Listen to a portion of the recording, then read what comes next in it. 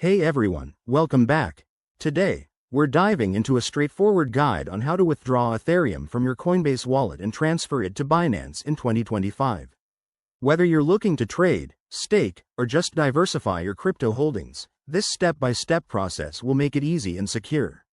By the end of this video, you'll be able to do this confidently in just a few minutes. Let's jump right in. First things first, make sure you have accounts set up on both Coinbase and Binance. You'll need some Ethereum in your Coinbase wallet, and you should have your Binance wallet address ready. Double-check it to avoid any mistakes. Security is key in crypto, so enable two-factor authentication on both platforms if you haven't already.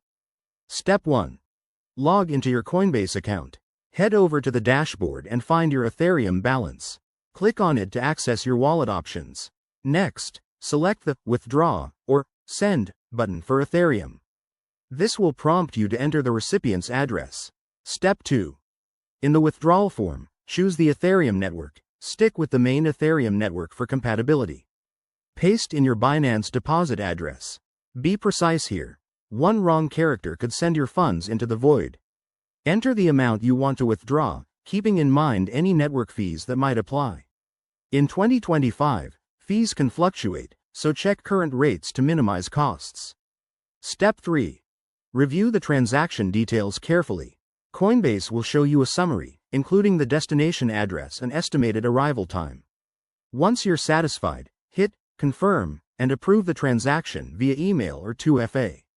Sit tight. Ethereum transactions usually take a few minutes to a couple of hours, depending on network congestion.